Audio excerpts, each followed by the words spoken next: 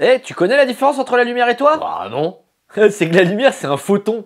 J'ai rien compris. Ouais, je confirme, t'es vraiment pas une lumière. Hein. Fusion! Bonjour les padawans de la physique, Obiyan pour vous servir. Bienvenue sur la chaîne qui répond à vos questions. Et pour ce faire, laissez-les en commentaire et j'y répondrai lors d'une prochaine vidéo. Aujourd'hui, on répond à AA et on voit comment marche la lumière. La semaine dernière, on a vu ce que c'était le son. Et on a vu que c'était une onde. Eh bien la lumière, c'est aussi une onde électromagnétique. Donc pour comprendre ce qu'est la lumière, on va devoir définir ce qu'est une onde et surtout qu'est-ce que ça veut dire électromagnétique. Commençons par qu'est-ce que c'est une onde. Une onde, c'est une perturbation qui va se propager dans un milieu donné. Et là on voit bien que ça correspond exactement à ce qu'on a vu sur le son la semaine dernière. Le son est donc bien une onde. Attaquons-nous à la partie électromagnétique. Qu'est-ce que ça veut dire électromagnétique? C'est quoi une onde électromagnétique? Bon, je crois que le lien entre l'électricité et le magnétisme, on l'a déjà vu plein de fois sur cette chaîne, que ce soit sur l'alternateur, sur les micros, etc., etc. On a déjà vu plein de fois que grâce à de l'électricité, on pouvait créer du magnétisme et que grâce à du magnétisme, on pouvait créer l'électricité. Mais tout ça, ça a été expliqué grâce à Maxwell en 4 équations.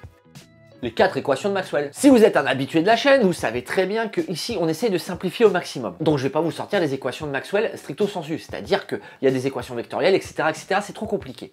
Donc je vais vous les expliquer le plus simplement possible. La première équation, qu'est-ce qu'elle dit? Elle dit qu'un champ électrique est créé grâce à des charges électriques. C'est logique. La deuxième, qu'est-ce qu'elle dit? Elle nous dit qu'en magnétisme, il n'y a pas de monopôle. Un seul pôle, ça n'existe pas. S'il y a un pôle nord, il y a forcément un pôle sud. Et s'il y a un pôle sud, il y a forcément un pôle nord. La troisième équation de Maxwell, qu'est-ce qu'elle dit? Elle dit qu'une variation du champ magnétique va créer un champ électrique. Vous vous rappelez? On faisait parcourir un aimant auprès d'une bobine. Et dans cette bobine se créait une intensité. La quatrième et dernière équation de Maxwell, qu'est-ce qu'elle dit? Elle dit qu'une variation de champ électrique fait varier le champ magnétique. Ce qui va nous intéresser pour expliquer ce qu'est un champ électromagnétique, c'est bien sûr les deux dernières équations. Parce qu'en fait, si on vient perturber un champ électrique, on a vu que ça vient perturber le champ magnétique. Mais on a vu qu'une perturbation de champ magnétique vient perturber le champ électrique. Et là, il y a une réaction en chaîne qui va se mettre en route. On perturbe le champ magnétique, qui va perturber le champ électrique. Qui va perturber le champ magnétique, qui va perturber le champ électrique. Etc, etc, etc. Et bien donc du coup, ce qui se passe, c'est que l'énergie électromagnétique se propage dans l'espace. Donc c'est grâce à une première perturbation d'un champ magnétique ou d'un champ électrique qu'il va y avoir de la lumière. Bon là je parle de la lumière, mais des ondes électromagnétiques, il y en a plein. Le spectre est très large. Ça passe des micro-ondes, aux infrarouges, aux ultraviolets, aux rayons X, aux rayons gamma. Vous voyez, il n'y a pas que la lumière qu'on peut voir, il n'y a pas que la lumière visible. En fait, il y a un moyen de définir à quelle onde électromagnétique on a affaire. C'est grâce à ce qu'on appelle la longueur d'onde. Mais la longueur d'onde, qu'est-ce que c'est? En fait, c'est assez simple. On a vu la semaine dernière qu'un signal périodique, c'était un motif qui se répétait plusieurs fois. Eh bien, si je vous dis que les ondes électromagnétiques sont périodiques, on a aussi dit qu'un signal périodique comme le son était défini par une période.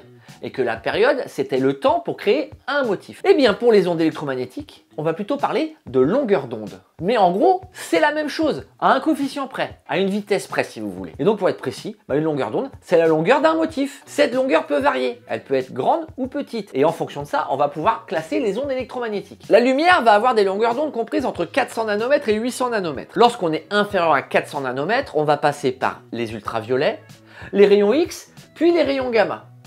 Lorsqu'on va passer au-dessus de 800 nanomètres, nous allons avoir les infrarouges, puis les micro-ondes et enfin les ondes radio. Mais la vidéo aujourd'hui, elle ne parle pas de toutes les ondes électromagnétiques, mais bien de la lumière. Donc on va s'intéresser qu'aux ondes électromagnétiques avec une longueur d'onde comprise entre 400 et 800 nanomètres. Là, ce qu'il faut comprendre, c'est que la lumière est composée de plein de couleurs. Et donc, plus on se rapproche des 800 nanomètres et plus on va avoir une couleur rouge, et à l'inverse, plus on se rapproche des 400 nanomètres et plus on va avoir une couleur violette, avec entre les deux toutes les couleurs de l'arc-en-ciel. Et enfin, le mélange de toutes ces couleurs de l'arc-en-ciel, ça va créer la lumière blanche, comme la lumière du soleil par exemple. Un autre détail que je voulais vous préciser, c'est qu'il existe un moyen de faire varier les longueurs d'onde. Chaque chose qui existe émet des ondes électromagnétiques. Une onde avec une longueur d'onde spécifique. Eh bien, si je me mets à chauffer cet objet, eh bien, je peux rallonger la longueur d'onde de cet objet. Ce qui fait qu'on va pouvoir le faire changer de couleur. Ça, vous l'avez déjà vu. Par exemple, dans une forge, quand je chauffe certains métaux, ils vont passer par le rouge puis par le jaune, et si on pouvait chauffer encore plus, on continuerait sur le spectre visible. Maintenant, on a vu la lumière sous forme d'onde, mais normalement, vous savez aussi qu'elle est composée de photons. Vous savez, ce sont des petites billes de lumière, mais qui n'ont pas de masse. Si vous voulez un peu comprendre pourquoi ils n'ont pas de masse, il existe sur ma chaîne une vieille vidéo où je parle du boson de Higgs. et où on explique un peu ces phénomènes de particules sans masse ou avec masse. Je vous invite à aller la voir pour comprendre, même si elle a un peu mal vieilli, le fond reste intéressant. Bon, je pense que vous savez juste avec mon pseudo que je suis un gros fan de Star Wars. Et donc c'est le moment où on va parler de la vitesse de la lumière.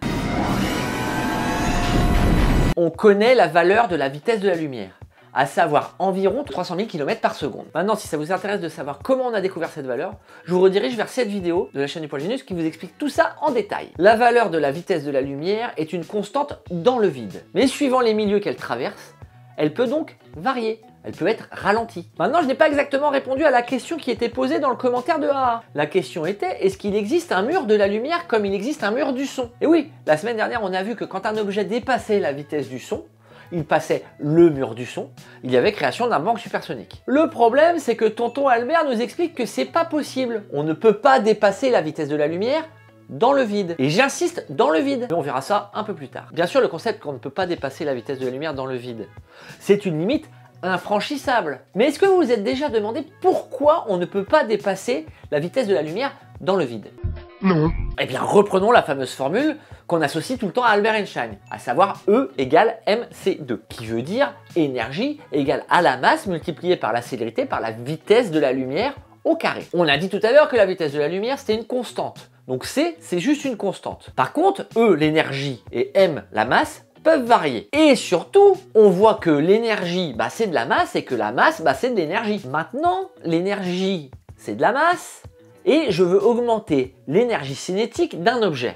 Donc je veux le faire monter en vitesse, c'est ça l'énergie cinétique. Donc si je veux augmenter l'énergie cinétique d'un objet, eh bien je suis obligé d'augmenter sa masse. Et donc plus cet objet accélère, plus il va prendre de masse. Mais plus la vitesse va augmenter, plus elle va se rapprocher de la vitesse de la lumière, plus cette augmentation de masse va devenir exponentielle. Et imaginons hypothétiquement que j'arrive à le faire. Vu qu'on est sur une courbe exponentielle, il faudrait que la masse de mon objet atteigne l'infini pour pouvoir atteindre la vitesse de la lumière. Physiquement, vous comprenez bien que c'est impossible. On ne peut donc pas dépasser la vitesse de la lumière dans le vide. Ça, c'est ce qu'on va voir un peu partout sur Internet. Mais en fait, c'est pas exactement vrai.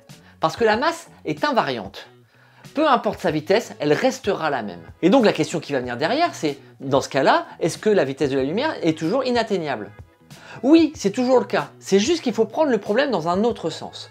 Il faut regarder vis-à-vis de l'énergie. Un objet qui a une masse a besoin d'énergie pour accélérer. Et si on devait tracer une courbe de l'énergie en fonction de la vitesse, elle serait exponentielle avec une énergie qui part vers l'infini quand on s'approche de la vitesse de la lumière. Ce qui prouve bien que quand un objet a une masse, l'énergie nécessaire à l'accélération pour le faire arriver à la vitesse de la lumière est infini. On ne peut donc pas atteindre la vitesse de la lumière dans le vide. Mais là, vous allez me dire, alors dans ce cas-là, pourquoi la lumière, elle peut aller à cette vitesse? Bien, tout simplement, on a dit quoi tout à l'heure? Un photon a une masse nulle. C'est pour ça que seuls les photons peuvent atteindre cette vitesse. Une fois de plus, c'est extrêmement simplifié, c'est juste pour que vous compreniez le concept. Mais en gros, ça permet de comprendre pourquoi il y a cette limite de vitesse dans le monde dans lequel on vit. Du moins théoriquement. Tout à l'heure, j'insistais sur le fait que tout ça, ça se passe dans le vide. Et pourquoi j'ai insisté? Parce que dans certains milieux, certaines particules peuvent aller plus vite que la lumière. Laissez-moi vous introduire Ma bite. Putain, mais on avait dit qu'on arrêtait cette vanne, les gars, là. Merde, c'est pas sérieux, là. J'ai encore passé pour un bouffon, là. Merde. Du coup, c'est le moment de vous parler de l'effet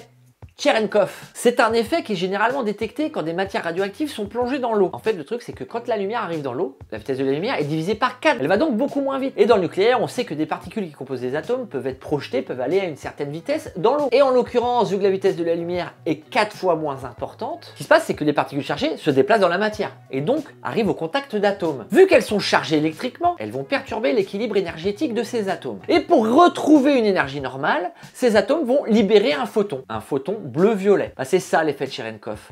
C'est une onde bleu-violette qui apparaît lorsque les particules chargées qui composent les atomes vont plus vite que la vitesse de la lumière dans le milieu donné, dans l'eau.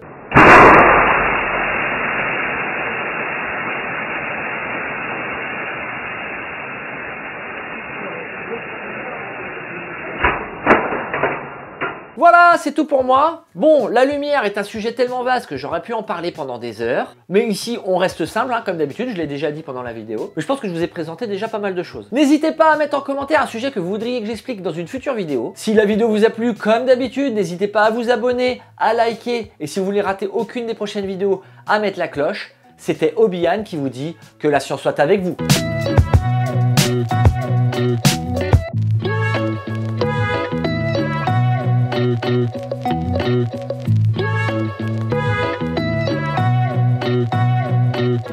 Vous savez, ce sont des petites billes de lumière, mais qui n'ont pas de masse. Comme Jeanne. J'ai la de masse. Bon, on va oublier celle-là.